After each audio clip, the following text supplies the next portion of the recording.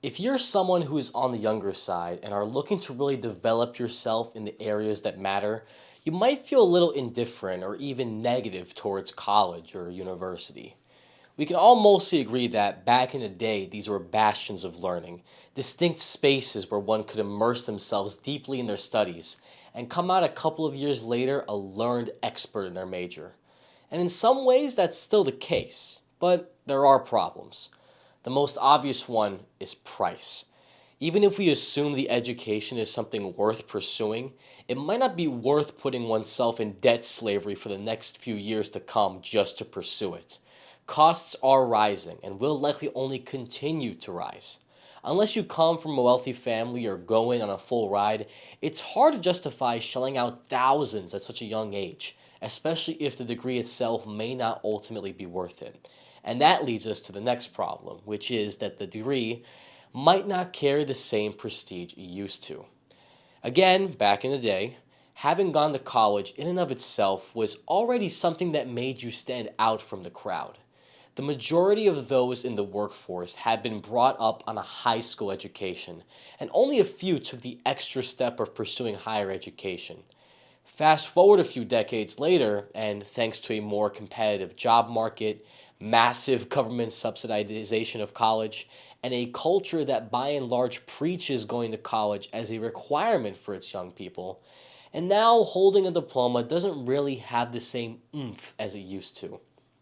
Unless you go to a top 5% university, in which case it may get you somewhere, or a bottom 5% university, in which case it can serve as a detriment, a college degree is really more of a check mark on a resume than anything else. The value has been greatly diminished, but that's not all. If having to pay an arm and a leg for an education that carries a fraction of the value it used to wasn't enough, there's also the fact that colleges themselves tend to be breeding grounds for, in the interest of being polite, unproductive behavior. I say back in the day a third time as if I myself just jumped out of a DeLorean and was there to see it, but written accounts will agree with me. Again, back in the day, college was a mostly serious endeavor.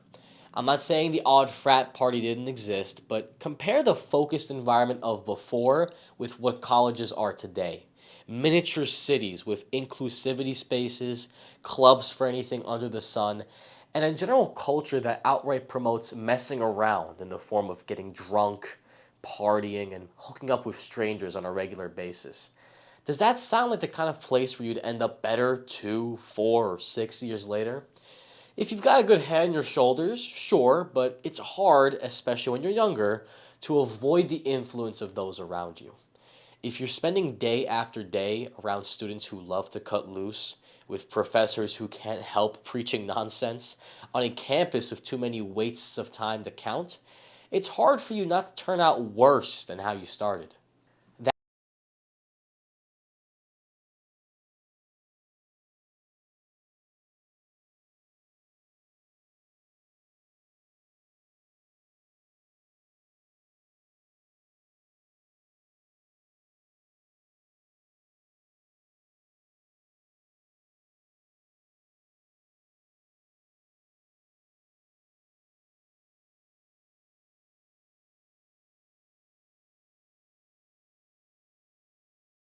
Regardless of where you attend, there is still, buried deep beneath all the BS, a genuinely captivating environment meant to be dedicated toward deep work and focused learning. And you can still capture that experience. You just need to know how. First, let's talk about if you're a student. No doubt your calendar is at least partially filled with 4 to 5 classes per semester and maybe a couple of extracurricular activities, maybe a sport or a club you're a part of. Well, how about you add a couple more classes? And not the standard ones offered by your university. How about you design your own curriculum instead? If you're big on self mastery or business or finance and find yourself watching a lot of videos like this one in your free time, why not block off entire hours to immerse yourself in them just like you would spend an hour uninterrupted for studying regular subjects in a lecture hall? Find a few specific topics that you truly, really want to dive into and start your learning journey. Block off time on your calendar specifically for these things and attend to them just like you would any other class. See them as one and the same in terms of importance. Let me give an example. Let's say you're a 20-year-old college student who is starting to get into working out but also heard about and wants to learn more about investing. Basic stuff, basic topics, but if you're younger, this stuff might be new to you. So either before or after your traditional college classes, or on your off days if you set things up in towers like I did a few years ago, you'd block off at least an hour for each topic. During your fitness hour, you'll be either literally working out or spending focused time doing research on diet, exercise, meal planning, and whatever else is relevant to that topic. Then for your investing class, you'd watch YouTube or Coursera videos explaining the fundamental concepts of investing. Over time, you learn about stocks, bonds, ETFs, mutual funds, crypto, options, money markets, you name it. Don't do this in your dorm room. Pack the materials you need and step into your campus library, ideally into one of those private rooms some places have that you can reserve. This is important because it's mentally building an association with this space as being one for learning. You can certainly try this in your dorm or in a food hall, but I find that physically going out of your way to go to a space that encourages silence and study, like a campus library, works wonders. Imagine 1 hour spent 2 to 3 days a week for these two topics. Much like your knowledge of your standard course material develops over time and becomes something special at the end of the semester, so too will your knowledge of topics you want to learn about, likely things that are truly relevant and truly helpful in your personal life.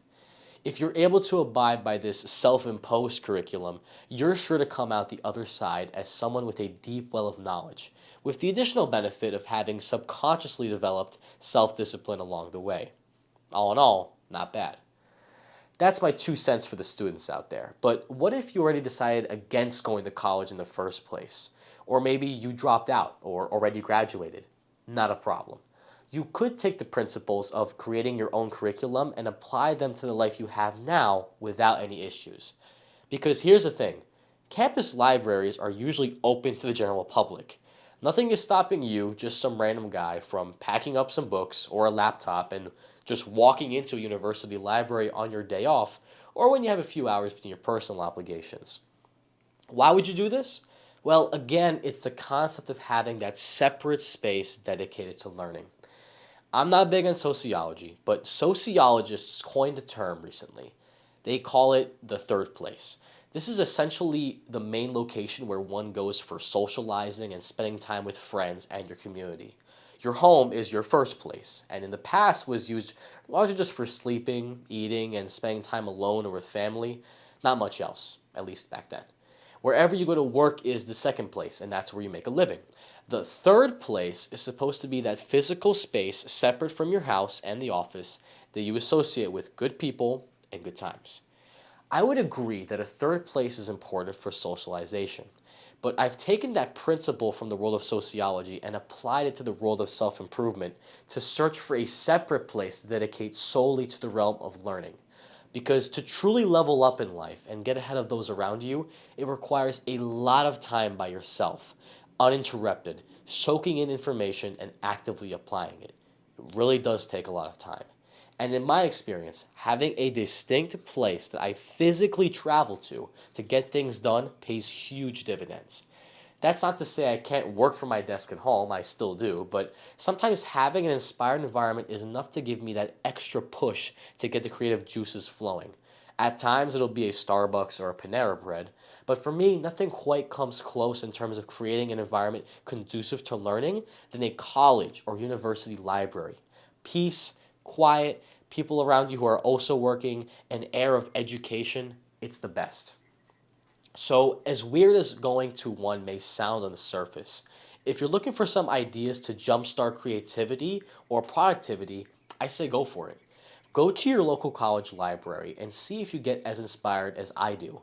Look things up in advance, but again, it should be free. And don't worry about feeling bad for visiting. Your taxpayer dollars pay in part for almost all of the students there, so having a nice spot to visit in exchange for that involuntary fee is a good way to look at things.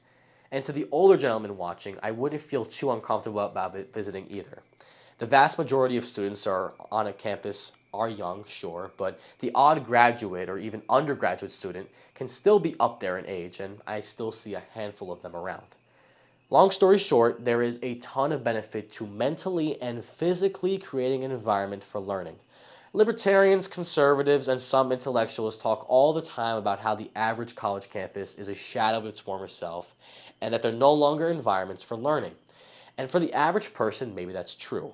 But the idea of college, the idea of a place where you can focus on immersing yourself in whatever field of study you wish, is a sound one. And if your average liberal arts degree, or even business or tech degree, is filled with nonsense courses that don't have much relevance to real life, you have that option to fill in the gaps yourself and get a feel for how things are supposed to be. Again, create your own curriculum and get to studying. Make your own homework and do it. It'll feel a little less useless since you know that improving your knowledge in whatever field you chose is going to pay off. But don't just recreate the college of old in spirit. Take advantage of it in reality if you can. Physically travel to these once grand institutions and soak in the air of learning. Combine a sound mind ready to learn with a physical space that primes you for learning, and the potential results are life changing. I got the idea for this long after I graduated from college, by the way. I was in Raleigh, North Carolina for a brief weekend trip, and on a whim decided to stop by NC State to use their library since I had a couple things I wanted to get done work-wise and didn't want to do them in my dark hotel room. I was shocked. The library itself was state-of-the-art, massive, and it had so much in the way of both resources and great study spaces. And just being there made me feel inherently more studious than usual. After spending 3 hours there, I walked away having gotten a ton of work done. And I just couldn't help but imagine in that moment how much one can get done if their mindset is right and they have ample time. As someone who is already working a 9 to 5 job, I can only get so much out of it, but if you're in college, if you have all that free time, instead of complaining about how useless your standard material is, actually make the most of things. That expensive tuition you pay is going towards some pretty cool stuff that you can and should use to learn things. Use college the way it was intended, because you still can. I'll see you on the other side.